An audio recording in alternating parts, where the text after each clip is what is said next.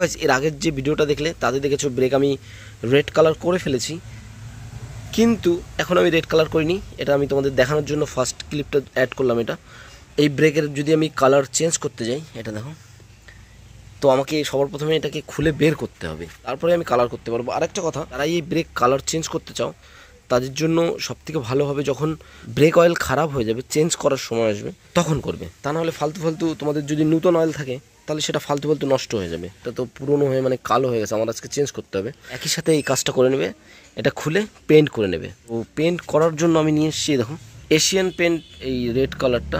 এটা নিয়েছিল 50 টাকা। আর সাথে লাগবে হচ্ছে একটা ব্রাশ, টিমারের ব্রাশ।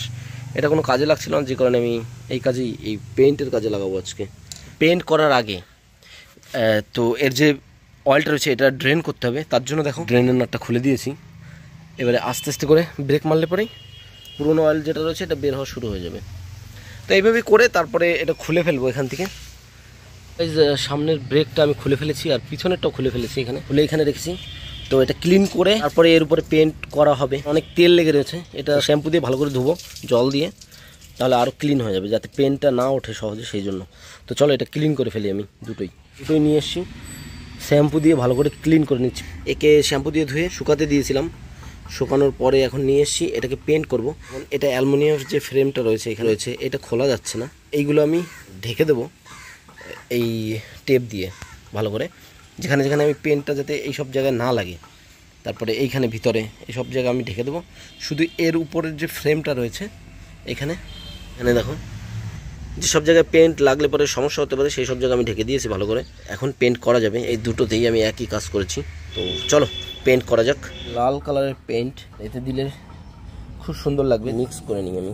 এই দেখো, এটা আমি ডবল করে দেবো, প্রথমে একবার দিয়ে তারপরে আরেকবার দেবো। এটা পেন্ট করি তারপরে তোমাদের দেখাচ্ছি। তো গাইস দেখো, এখানে আমি শুকাতে দিয়েছি একবার পেন্ট করে, এবার শুকালে পরে আরেকবার দেবো পেন্ট। প্রথমে যে ফার্স্ট এক কোট মেরেছিলাম সেটা এখন শুকিয়ে গেছে। এখন রাত হচ্ছে 10টা। তো এখন আমি আরেক কোট মারবো যাতে সকালবেলা এটা শুকিয়ে যায় আর আমি বাইকে সব কিছু তাড়াতাড়ি করে আবার ইনস্টল করতে পারি এগুলো। এখানে যে বাদবাকিগুলো রয়েছে এই যে হালকা হালকা কোথাও কোথাও, তো এইগুলো ঢেকে পুরো একদম একটা ফিনিশিংয়ে চলে আসবে, সেই জন্য আরেকটা কোট মারতে হবে।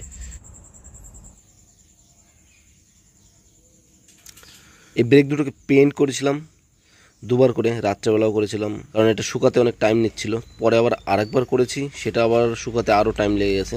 তো আজকে দুদিন পরে আমি আবার এই ভিডিওটা এখন শ্যুট করছি। ওরে শুকিয়ে গেছে এখন, তো যে কারণে আজকে হচ্ছে এতে ইনস্টল করবো এই ব্রেকটা। আমি করে দিয়েছি রেড কালার। আর এটা তো আমার মনে হচ্ছে খতরনাক লাগবে কালাবিল্লিতে, যদি আমি সেট করি খুব সুন্দর লাগবে। আর কালারটা কিন্তু হেবি সুন্দর লাগছে। এবার একটু এইটাকে দেখাই। তো ফার্স্টে এটা ইনস্টল করব আর সেকেন্ডটাও এটা করব। সেটিং করে ফেলি তাড়াতাড়ি করে, কেমন লাগে দেখতে অবশ্যই তোমাদের দেখাবো।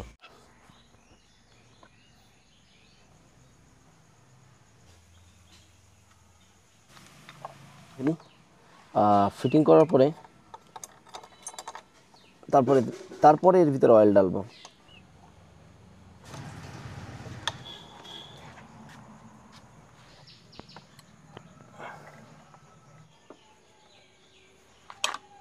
তো গাইস এই যে দুটো ক্যাপ রয়েছে এই যে করে, এই দুটো আমি কালার করে দিয়েছি। আর এইবারে দেখো ফাইনাল রেজাল্ট, এটা হচ্ছে ব্রেক ক্যালিপার, এটাকেও রেড কালার করে দিয়েছি। কেমন লাগছে অবশ্যই কমেন্ট করে বলবে। আর পিছনেরটা একটু দেখাই তোমাদের, এটা দেখো। আর কাজটা কিন্তু আমি খুব ফিনিশিং করে করেছি। এক্সট্রা যে সব ছিল এগুলোতে আমি কালার করিনি, শুধু বডিটাই কালার করেছি। আর এটা কিন্তু ব্লু কালারের সাথে খুব সুন্দর লাগছে এটা। চলো এই সাইড থেকে একটু দেখাই তোমাদের, আর এটাও হচ্ছে এই সাইডে। তো চাইলে তোমরাও এরকম করে করতে পারো, কালার করতে পারো। আর কালার করাটা ইজি একটা ব্যাপার। এখন রোডে নিয়ে যাব আর দেখাবো আমি কিছু সিনেম্যাটিক শট। চলো রাস্তায়, চলো বাইরে বের হওয়া যাক, একটু ঘুরে আসি।